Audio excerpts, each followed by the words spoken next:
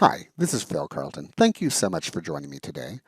As always, you can find me over on Facebook, and here on YouTube, if you click subscribe, you can be notified when I create another video.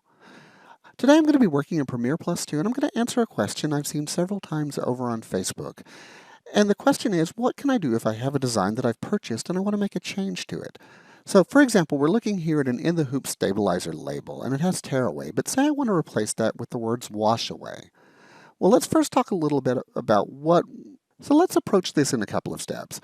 The first thing I want to do before I start making any changes to the design is make sure I understand a little bit of how it's constructed. You can do that by looking at the instructions you came with the design. I'm going to open up the design player and just look through here real quick. And I know this first piece starts with an applique on the top fabric, so I would place down that piece of applique, cut it away. We're going to have a tack down, and then we have a second applique here with this gold banner area. Then we see our lettering. And then right after that, it's really quick and kind of tricky to see, but after the lettering, there's going to be a brown stitch that runs around the outside. And that brown running stitch is going to be a tack down stitch that we would use to secure a piece of fabric to the back of the label. So you would take the hoop out of the machine, tape a piece of fabric on, run this stitch to tack down that back, then trim it away, and then it would finish with a nice satin stitch. I'm going to cancel that.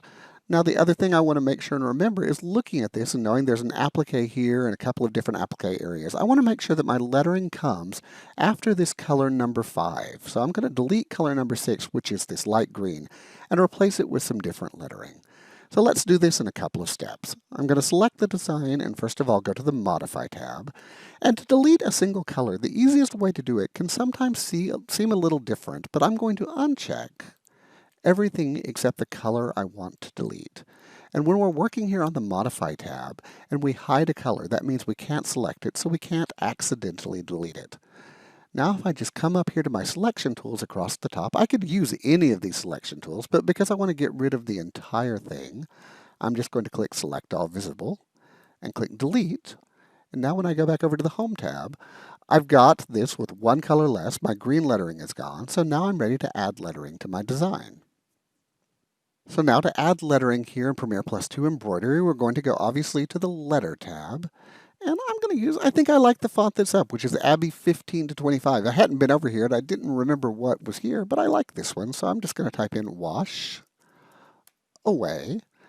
And just for fun, I'm going to use this little tool right here, which is Fit to Wavy Line. I'm going to try it at 15 and see how it looks. That actually fit pretty nicely. So the nice thing about this wavy line is I can kind of adjust this line.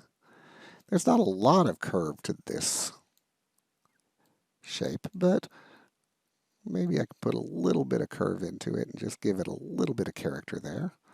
So I'm pretty happy with the way that looks. So I've got the word wash away now in there, so I'm going to go back over to the Home tab. But now let's think about what we've done, and I'm going to do a select all for a moment. And what I'm going to see is this color number 8 is my lettering, so it's at the end of my design right now.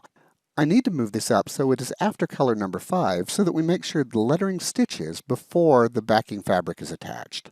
So to do this, I'm going to come up to my tools and click Combine, Combine All, and that's going to turn it into one big design. Now I'm going to go over to the Modify tab, and when I'm on the Modify tab, this is going to let me change the order of colors. You want to remember when you're doing this that you can make some pretty significant changes to a design, so don't do it without kind of thinking through the changes that you're making when you reorder colors. But in this case, I know I need this last color to be right after color number 5, so I'm going to select it. I'm just going to click the blue arrow at the bottom up twice to move it into the position 6, the same order that it was in when it was the lettering that came with the purchase design. Now when I go back to the Home tab, I'm ready to save this and export it out for my machine. And if we look at the design player real quick and watch it stitch out, we will notice it's going to do my 2 applique areas, my frame, my lettering, then that attaching stitch and the backing stitch for the finished satin applique. Hope you've enjoyed this and learned a little about your software today. Thank you so much for joining me.